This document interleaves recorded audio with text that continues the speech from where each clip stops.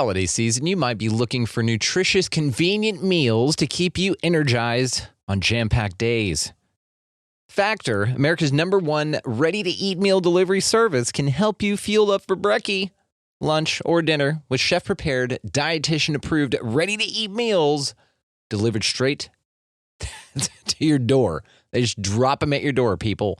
You'll save time and eat well. You'll stay on track with your healthy lifestyle while taking all of your holiday to-dos in stride with good meals in the tum-tum. If you're too busy with all this stuff, these meals are easy to get done.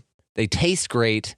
All you've got to do is head over to factormeals.com/expandingreality50 and use code expandingreality50 to get 50% off. That's code expandingreality50 at factormeals.com/expandingreality50 to get 50% off.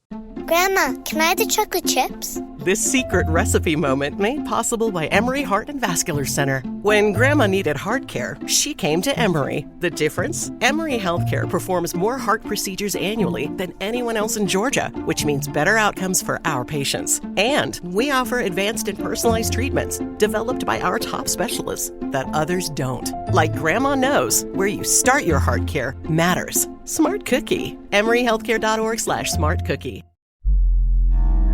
A choice right now, between fear and love. It's just a rock.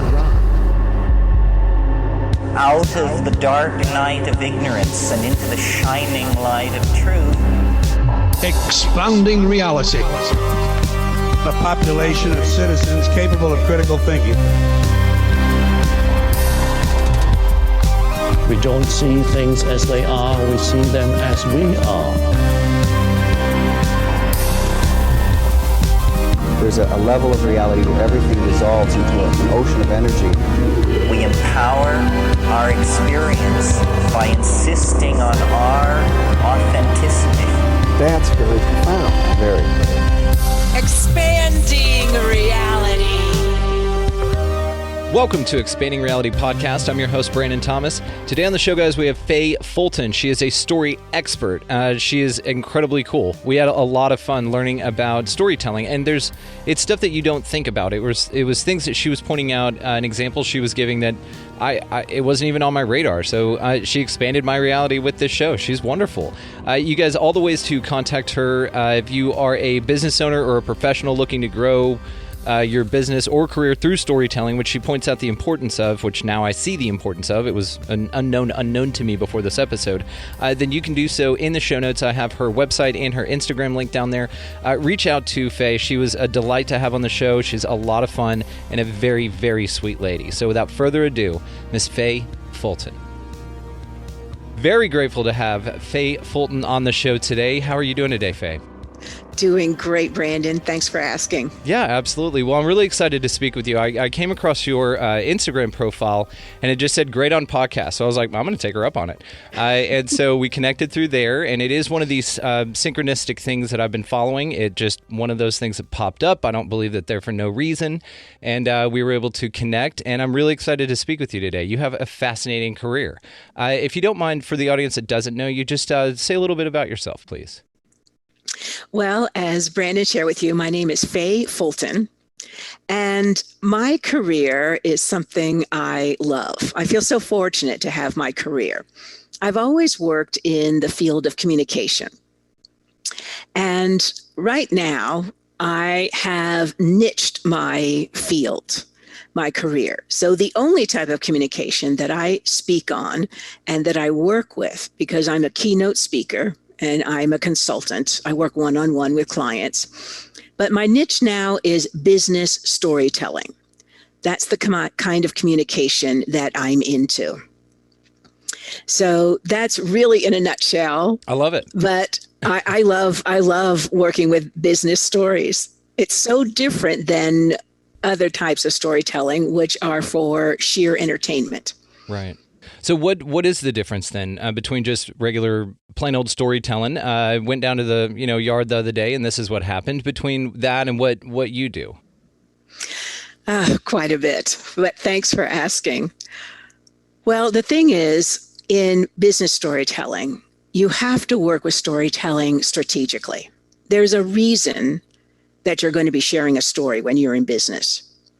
And, like I just mentioned, other types of storytelling are for sheer entertainment purposes. And, we humans, we need entertainment, but you're just going to have to handle it differently. And I just love what I do. And I've been working with business storytelling for almost 3 decades. It's one of my passions. I got started with story very, very early in my life. I was so fortunate.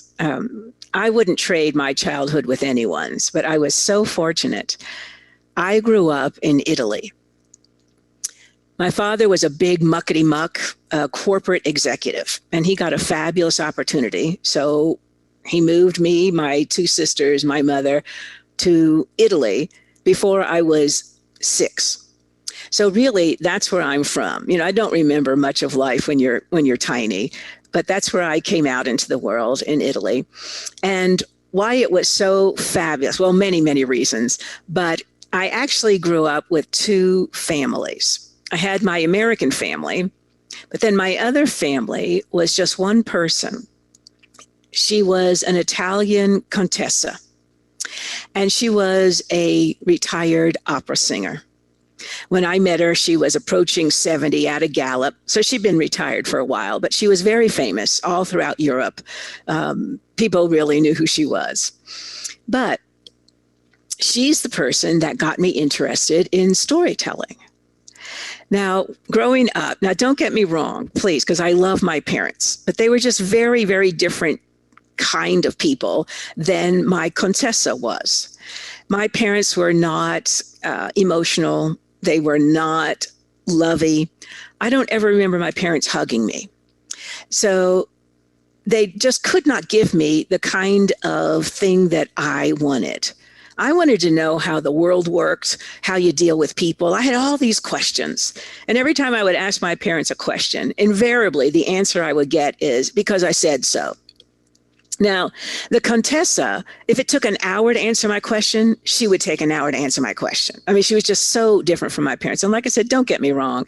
I think my parents did the best they can with what they had, with the type of people they were.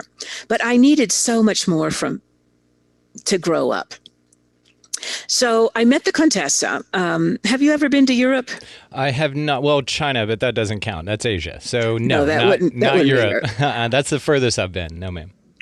But if you've ever been to Europe, in any major city, most people live in high-rise apartment buildings. And that's what we did. We occupied the top floor of our building. And the Contessa, the way I met her, is she lived on the 3rd floor. And she had, after she retired, she acquired that disease called agoraphobia, where you cannot go outside. So that's what happened to her. But she was very often on her balcony, but she never left her apartment. So I moved in to our neighborhood, and the Italy back then is very different than the Italy of today. I mean, none of the Italians spoke English. Now everybody in Europe speaks English. And there were very, very few Americans living there. So when I moved into the neighborhood, I was a tomboy. I was always outside, meeting people, playing with all the kids. Everybody knew there was an American girl.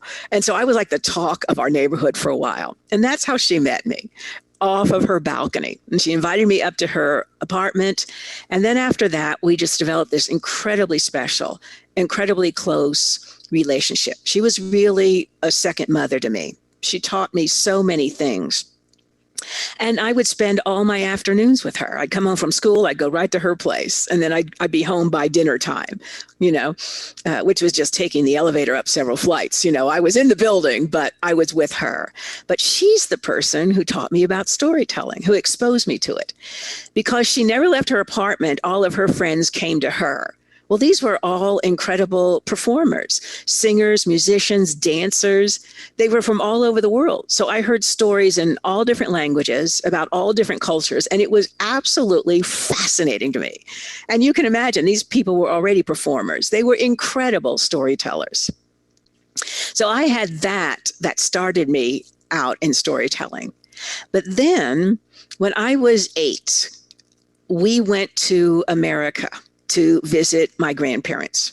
And my grandparents had spent time with me when I was an infant. I didn't remember any of that.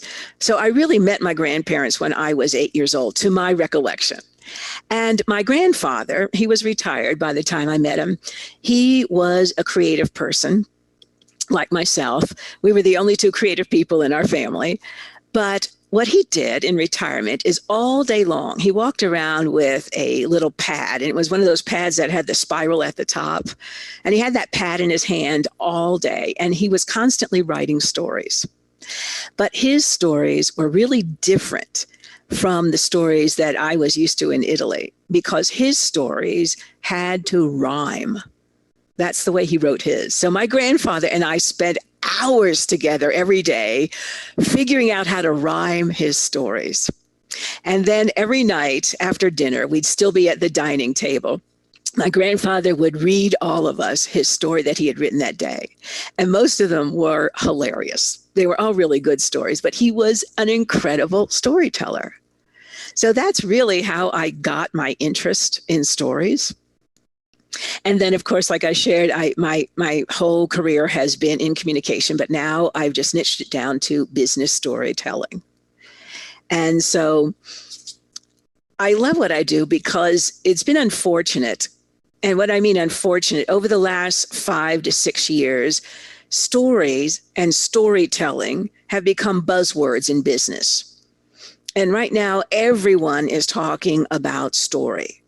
But there are actually very few people who understand what story is, and very few people who know how to use story effectively in business. I'm constantly amazed at what people call story. They don't have anything near a story. They're simply calling it story. Like they'll have a list of bullet points, their mission statement. I have seen websites where they've got photographs of their employees and there's 2 sentences under each, and they're calling that a story. And that is just, people are just so incredibly confused about story because the words are completely overused and people just don't really understand what it is. But that's why I have a career. That's how I can help people. I educate them as to what story is. When I give a keynote speech, I might be in front of 500, 800 people. We're in a large room with a lot of people. But also when I'm working one-on-one, I always am curious. So I throw out to the room or to the person, please share your definition of story. And I understand all of this confusion because we feel close to story. Most people have grown up with story. They were put to bed by their parents, reading them a story. So everyone feels like they understand story. But I'll throw the question out, give me your definition of story. And I always get the same one. And people will say, all right, story. Story has a beginning, a middle, and an end. Well, yes, it does. That doesn't give us any information or any hope of understanding what story is. And even a cockroach and Thanksgiving dinner has a beginning, a middle, and an end. Yeah, grocery list has a beginning, middle, and end, right? Yeah. You got it. Yeah. So people are just, they think they understand, but they don't. Or they think they understand story until they try to write one. And then they realize how difficult it is. Well, yes, you're going to have a lot of skills to be an excellent storyteller. So I love doing that, opening up people's eyes. And, there are a lot of things in life like that. Most people feel like they understand their finances. Well, if they don't have a background in that, they're really not good at finances, So the story falls into that same kind of category. We think we're familiar, but no, not really. So it's just unfortunate that that word is being bantered around so much. And it's also being misused. Because stories, most people are trying to use them in the business world as selling tools. And that is not the way to work with story. That's not story. A story, it's a communication tool. You want to use it to build relationships and to connect with people. But that's one of the reasons you want to work with business stories today. No one wants to be sold to. Those days are well past us in the business world. Business today is about creating relationships. Business today, we do business with people we know, like, and trust. And that's the way to work with business stories, to build that connection, that communication, and that trust. But most people are out there trying to use story as a selling tool, and they're not getting the results they think they're going to get with story. It's part of this whole big, messy, wad ball of confusion when it comes to story. But I also love educating the people I work with as to how valuable and how powerful stories are. Most of the people I work with one-on-one in my business, they're, CEOs or they're VPs, they're high-level people. And they have to either give a presentation or they have to make a speech, and their team has told them, okay, you need to use a story. You need a story. So I'll start working with them, and we have I have quite a bit of educating to do, because most of these CEOs will come to me and they're saying, I don't want a story. Story is nothing but fluff. I want to share all my numbers, all my statistics, all my facts. And so I have to start educating them right away. But I love doing that. So one of the reasons that story is so powerful, and that these people, these professionals need story, is because story is much more important than their data. First of all, no one's going to remember all of their data, all of their statistics. That just goes in one ear, out the other. But how many times have you heard someone in a business setting say something like this? All right, here's my story. I started my company in 1997 with just me and my best friend. Now we have over 150 employees. We have offices in Atlanta and Little Rock. Our sales are over 6 million, but we have plans. By the year 2023, we're going to have over 270 employees, and we're going to have offices in Seattle and Tokyo, and our projected sales are going to be 36 million. No one is going to remember any of that. I remember the word Little Rock, and that's about it out of that. Yeah. Yeah, so true, isn't it? And you're absolutely right. So whenever you get approached by somebody to come in and help with this, what's your first step? I know education. Then let me ask you this. Education is your first step. The second step then would be to take something like what you just said and turn it into something memorable. Is that accurate? No, I'm not taking any of that. Ah, very good. Okay, even better, because it's all garbage. That is what we call a data dump. No one is going to remember any of that, and it's not story at all. Yeah, and they can put that on the website, right? Oh, but please don't call it story. That is not story. Yeah, those are your numbers and statistics. Right. But the fact is that your story is much more important than those numbers and statistics, because all of that data, those numbers and statistics, can only be understood in context. You have to give your listeners context, and that's going to be your story. So that's one of the reasons that story is so powerful. Yeah, and it's like association, right? For example, the way I remember the word chair in Spanish, it's silla. So the way that I remember that is I associated it through basically like a small story, okay? So what I do is how the example I gave is whenever you get up from a chair and you leave it, turn around and look at the chair and go, see ya. And that's how I remember, right? It's just like a little association. And so I'll never forget that. And there's a lot of people that say, I don't remember a lot of Spanish words, but I remember see ya because of your example. And so you're able to take that and associate it and make it something memorable to where it's now interesting, it's now fun, and then it's something that's not like what you said, like a data dump. You don't want to sit there and say, okay, well, the word see ya comes from this Latin this, and then they conjugate it this way, and it's like, no. Just how do I remember it, right? Or how do I make it more impactful to the people that I'm speaking to? So with your education and storytelling, how did that all begin? I mean, I know with your Contessa and your grandfather. By the way, was he ever able to rhyme the word orange in any of those stories?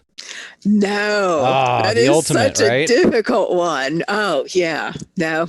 Just a side curiosity I had meant to ask you. So, okay, well then, whenever you go in to do these, so let me come back to what got you into this specific niche of storytelling in business? Well, I started really studying it and the neuroscience. That is so fascinating because actually the brain our brain thinks in story structure. That's how we understand things. We take in all sorts of information through our senses, but then the brain has to process the information, and how it does that is story. So the neuroscience really got me interested in this, and I started piecing together the two. And I was out there telling stories, but for sheer entertainment purposes. And I'm a published author. I only tell stories that I write myself. Now, there are all sorts of story slams, and they become pretty popular. You're a podcaster. I'm not sure if you're familiar with the podcast, The Moth. I have not, Because it's all about stories, and it's a competition. It's a slam, but I'm a Moth Story Slam champion. Cool. So I've been involved in that. Yeah. Do you have a T-shirt that says that? You need to get a T-shirt, Moth Slam Champion. That is awesome, with a cool logo on it. They do have a T-shirt, but I don't have one. They better send you one. You're the champion. I don't know why they wouldn't. So it's called The Moth? Just simply The Moth, yes. The Moth, okay. I will make sure to check this thing out. Oh, they're excellent stories. So it's slam storytelling, kind of like slam poetry, I guess? Yes, okay, exactly. It's similar format, okay. When people think of the slam, they usually think of poetry. I think they're much more familiar with those two words together, poetry slam. But there are many, many story slams around the country too. Yeah, so as opposed to slam, dun-da-da, let the boys be boys. That's the only other association I have with that. Okay, so this is fascinating. So you are a champion. So that's awesome. I have won quite a few story slams. I'm the current Carl Sandburg Story Slam winner because I love story. Yeah. And there are a lot of storytellers that, well, not in a slam, because those stories have to be true stories. But there are a lot of storytellers. There are storytelling festivals. And a lot of those storytellers will get up and tell someone else's story, like an Aesop fable. But I've never been interested in that. I write my own stories, and I'm interested in the human journey. And that's what my stories are always about, not about unicorns or Martians. And there are plenty of people that tell those kind of stories. Excuse me, but I'm just not interested in that. I want stories about real people and real happenings and real feelings. So yeah, story has been a part of my life for, like I shared, quite some time. And after storytelling goes out of, being the popular thing in business, I'll still be involved in stories because that's my passion. Yeah, it's like this whole world I knew nothing about. This is very interesting. And it's kind of interesting too, because what you're touching on is the oral traditions of the ancients. I mean, this is how we communicated back then. This is how we anthropomorphized the heavens above us. I mean, we did this through storytelling. That's how we have the zodiac and things like that. And these are the kind of oral traditions that were handed down. And so it's an interesting kind of back to the roots crap that we've got, because with technology, I can see that it's become not a focal point, or very misappropriated, is what you were saying.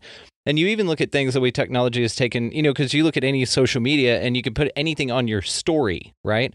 It's this thing that pops up that people can then check out. It's not necessarily a story. It's just things you find interesting and stuff like that. So there's another one for you. That's another misappropriation of that term. So at its core, whenever you got into business storytelling, was it because you're obviously a huge fan of stories and you're great at it, so then you wanted to maybe improve this side of things, because people were saying that they're stories, but they're not. They're very uninteresting data dumps, as you said. And so what got you to approach business storytelling in the first place? Well, it's a communication tool, and most people are not very strong with their communication. So I've always worked in communication, did a lot of training, and then I just switched my training to focus on storytelling. So that was really a very simple segue for me. And I just kept niching it. And now, like I said, I don't work on any other kind of communication, simply business storytelling. It's fascinating. But to be a keynote speaker, you really need a niche. And of course, there are many different types of keynoters.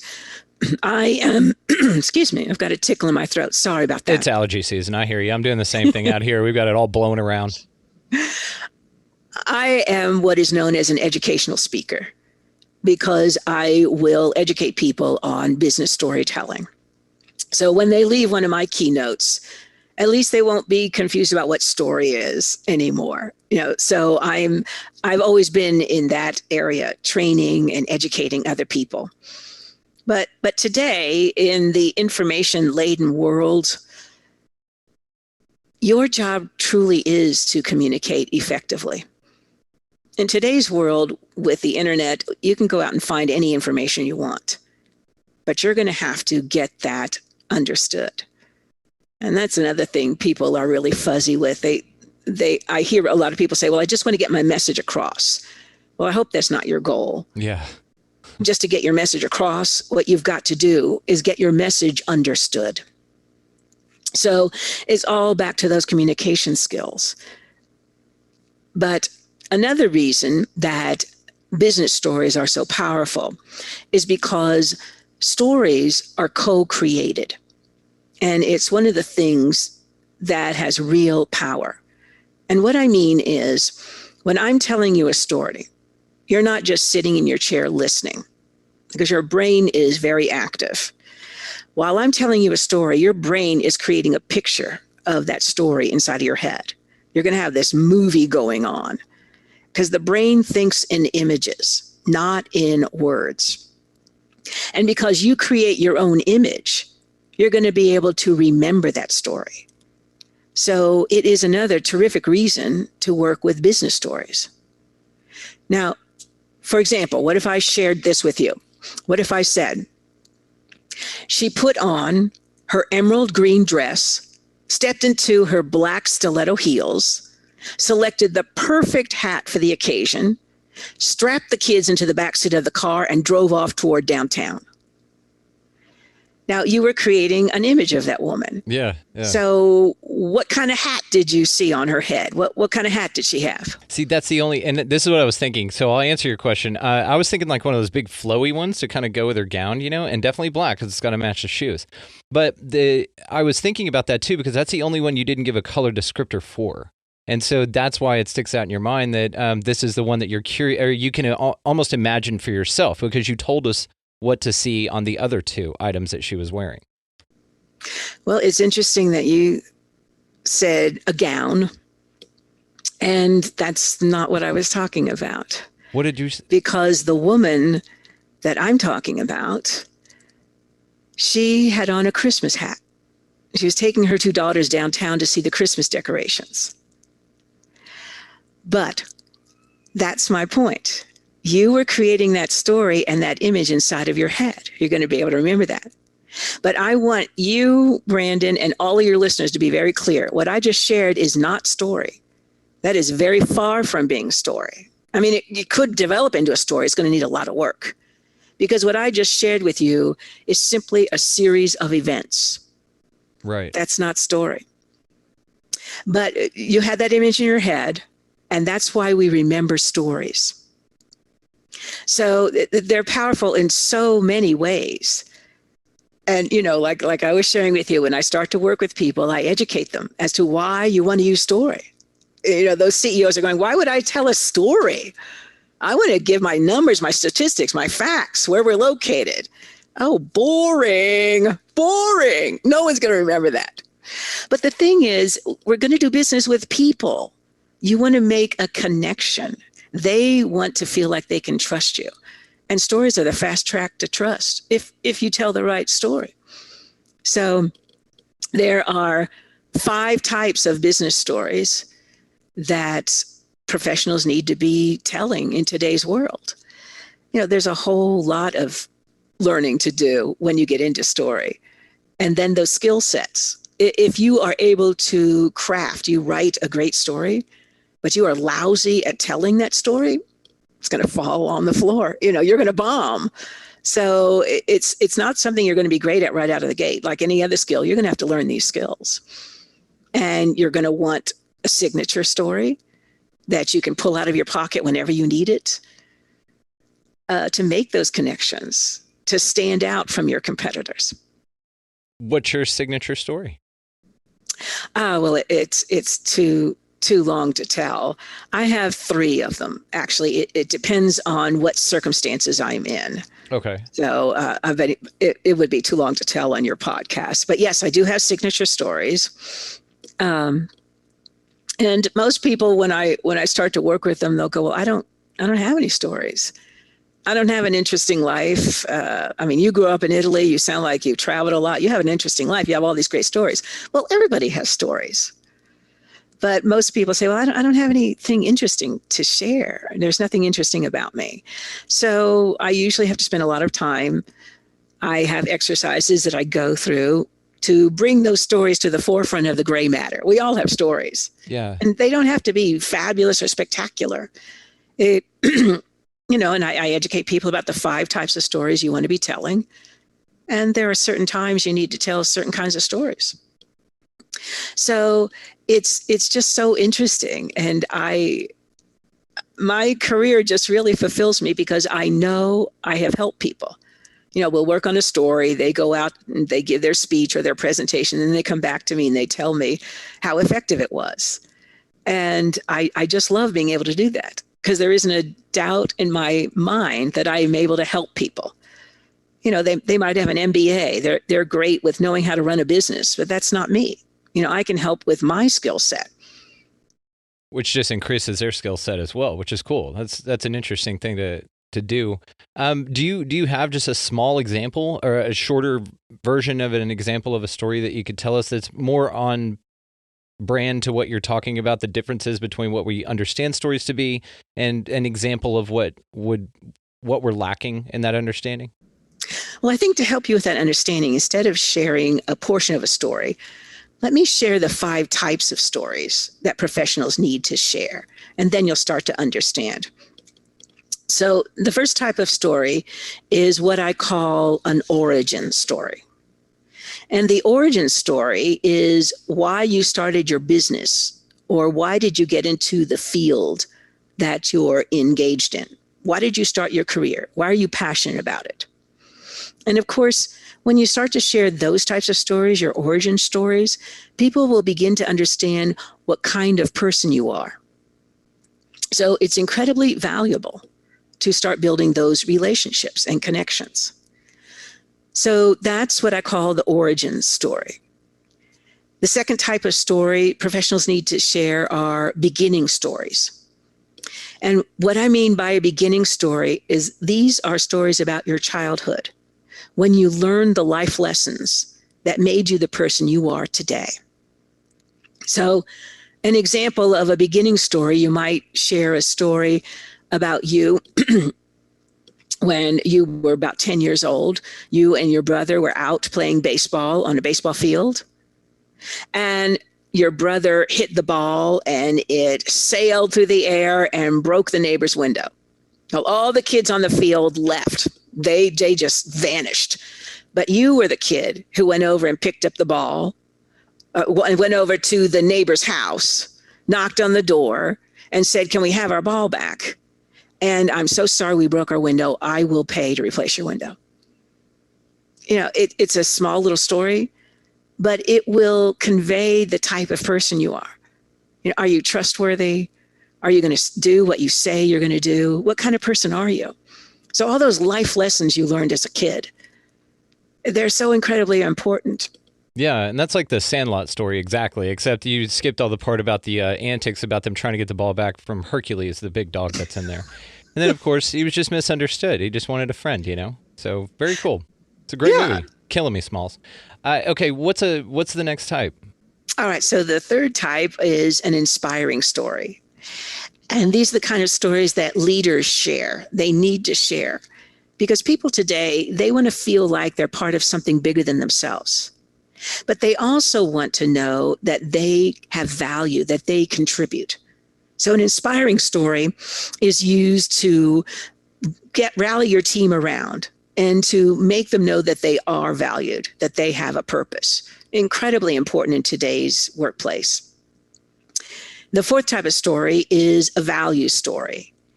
And a value story is to convince your clients or your customers that they need what you are offering, your product or your service. But You're not trying to sell your product. So you're not going to be, if your product is perfume, you're not going to say, okay, well, we only have the best ingredients. We get our lavender from France, our, sage from Spain. You're not going to be talking about that. A value story is how your product or your service has helped someone or improved their life. So it's not a sales thing at all. And the last kind of story is what I call the customer story. And these are stories that you're not telling. They're stories your customers are telling, but they're not testimonials. They're not, again, oh, their soap powder is so great. It got my clothes whiter than any other one. No, it's not any kind of sales job. Again, it's a story about how your product or your service changed that person's life or improved their life. It's value. So once you start to understand the types of stories, you're really moving away from that salesy thing. It's not about that at all. What kind of person are you? I mean, when you start sharing those numbers and statistics, that's not going to build trust with anyone. It doesn't convey what type of person you are. But what will do that? A story about you. A story. It's interesting. And of course it's valuable in business because, yeah, you're right. It's not just ones and zeros anymore. And it has shifted that way. But of course you want that human connection because as I'm looking for a business to do a place to do business with, it's the people, that's why I come back. It's not something I could buy anywhere, something I could even get online. Do you think that, so do businesses even know that this is an issue or do you approach them and tell them, hey, your story is not what it needs to be. I can help you connect better with your customers. If I've gone somewhere and I have seen someone give a speech, I might do that. I might. And usually it'll be something along the lines, I'll hand them my business card and I'll say something like, well, just check me out. Yeah. I will tell them that I'm a business storytelling consultant, that I could really help them. Yeah, let me know when you want to stop being horrible at that part of your job. Okay, cool. And, if you want to check me out, check me out. So, but again, I'm not a salesy person, so I'm never going to be a hard sale. But right now, because I've been around for so long and people know me and I give many keynotes, people come to me and they'll go, look, I really need a story. I want you to help me with the story. So, that's what happens when you've been around a while. And I'm on podcasts, so people might hear me being interviewed on a podcast, and then they'll reach out and find me and say, oh my gosh, I need your help. So that's my area of expertise. And then of course your Instagram, and I'll link your website as well in the bottom of the show notes here, guys. So y'all just click on that and you can find Faye. She's absolutely wonderful. You're really cool. So what is some advice that you would have for somebody that's looking to get into storytelling that doesn't really know where to start? Okay. Well, Brandon, the first thing that I will share is to work on vocabulary. Because we're back to the neuroscience. The human brain is always looking for something new and unique. And that's what makes us pop up and pay attention. How many times have you listened to someone give a speech and or a presentation, they just drone on and you completely tune out. Yeah. So you've got to keep those listeners with you. It's the challenge of a storyteller from the very beginning right through the end. You need an outstanding story. So you need vocabulary. You need to give your listeners something new and unique, not the same old words. You need precise language and wonderful phrasing. So I always recommend to people start working on your vocabulary because storytellers, and it's not about using those big, long words that you're trying to impress people with your vocabulary. It's not that at all. But storytellers need a vivid vocabulary. You've got to help those listeners form that picture in their mind. So you need a vivid vocabulary. And then the writing skills, like I just mentioned, you're going to have to keep them interested. Here's an example. You could say in your story, I'm a female, or you could say, I'm a woman, or you could say, I am a middle-aged woman with raging hormones, constantly seeking chocolate. So you want to work on that to begin with. And most people are not very strong in these areas, which is another reason I recommend start working on this. How are you going to convey that message? In this story, the storyteller could simply say, I lost my self-confidence. Or the storyteller could say, my confidence showed up dusty and moth-eaten. It's the same message, but which one is going to get your listeners' attention and which one is much more interesting? The brain's going to pick up on that second one and go, oh, I've never heard it communicated in that way. So it's one of those things that I will share with people. Start working on that immediately. Interesting. And it's fascinating, isn't it? I think so. The whole language and communication. Of course, I speak 3 languages, and I grew up hearing all sorts of languages. So I've always been fascinated with language. But again, you've got to fight to keep those listeners with you. And some words are so completely overused that they don't have any meaning anymore. And here's a great example of that type of word right now. Awesome. Damn it, I say that all the time. All right, you're right. Yeah. It is used so often it lacks meaning. Yes, absolutely. And that happens to words. Mm-hmm. They come in and out of style. But just don't want to be doing that as a storyteller. Yes. This is interesting. I mean, because it's taking something that you kind of take for granted, I guess, as a human being that can communicate with a language, with a verbal language, and you don't really think about it. And it's interesting that you're even pointing this out. I think this is fascinating. You've expanded my reality when it comes to this already. It's just an interesting thing that I'm going to have to pay more attention to. I'm very deliberate with my speech as far as not to convey, as far as manifesting my reality. I've been very on that part of it, to not say trying or going to, you're in the state of being. There's this funny little thing that says you're not a triceratops, you're a do-ceratops, right?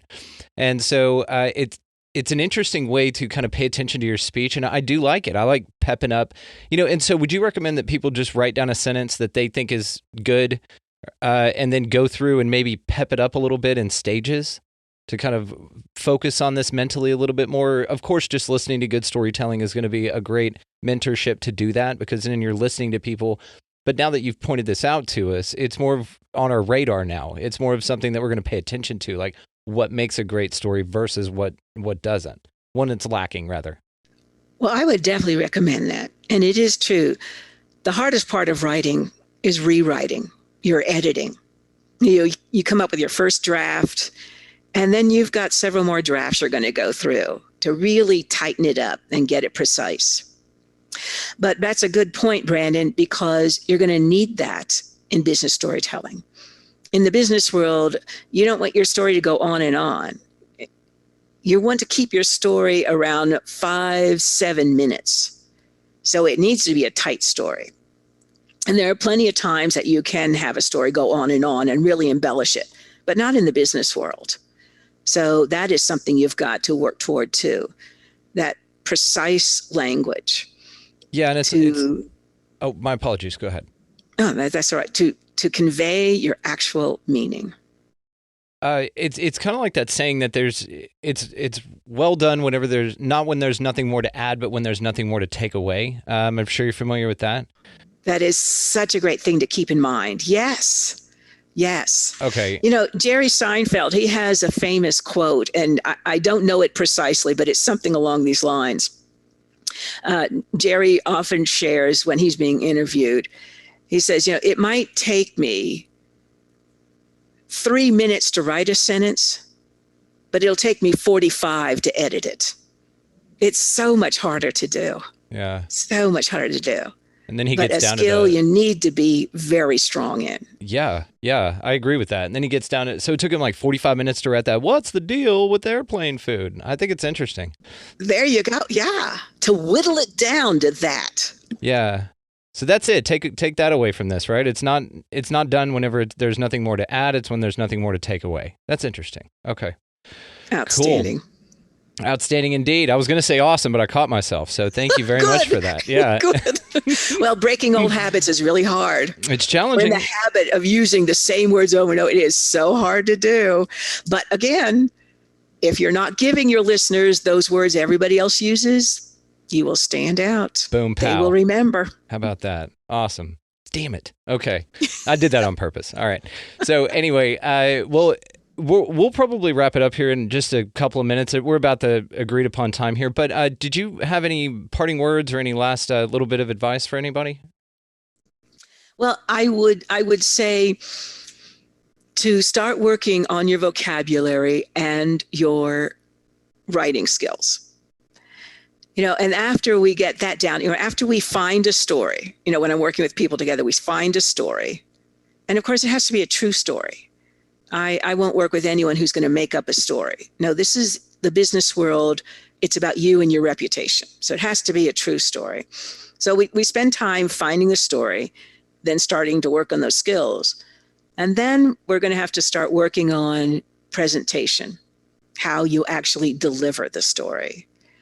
So there are quite a few steps that I go through with the people that I work with, because I always assume if they come to me for a story, they are wanting an outstanding story.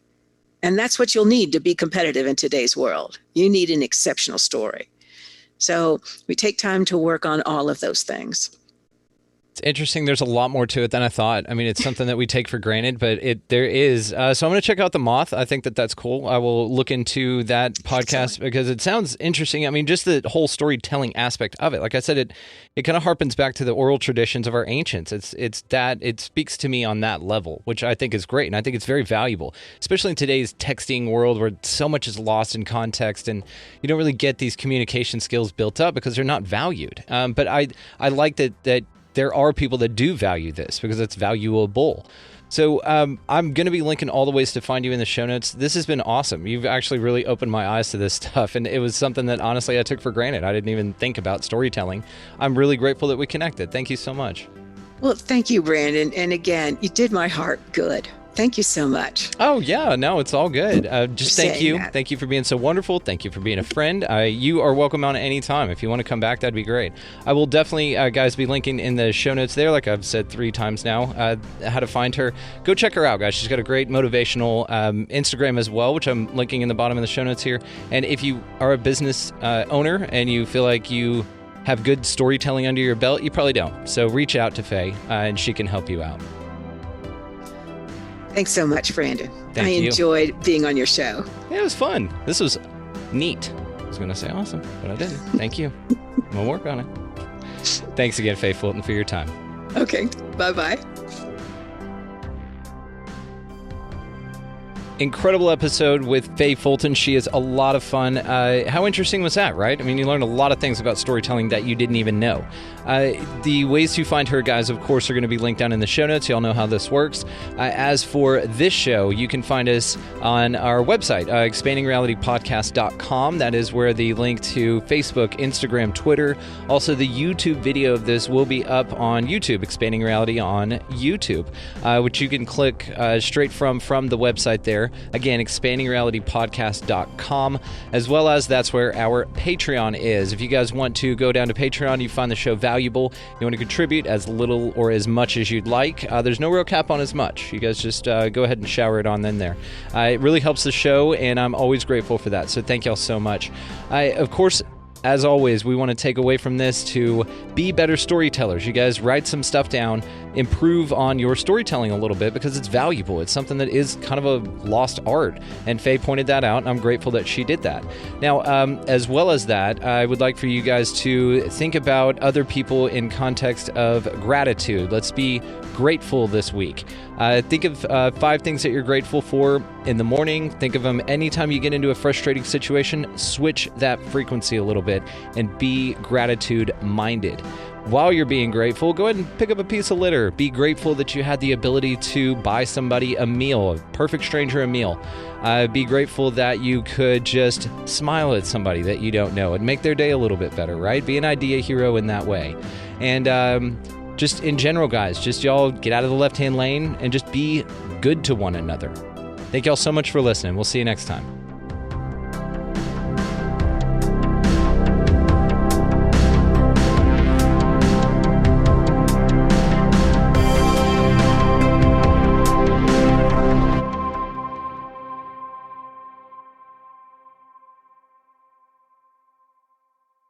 Grandma, can I have the chocolate chips? This secret recipe moment made possible by Emory Heart and Vascular Center. When Grandma needed heart care, she came to Emory. The difference? Emory Healthcare performs more heart procedures annually than anyone else in Georgia, which means better outcomes for our patients. And we offer advanced and personalized treatments developed by our top specialists that others don't. Like Grandma knows, where you start your heart care matters. Smart Cookie. EmoryHealthcare.org/smartcookie.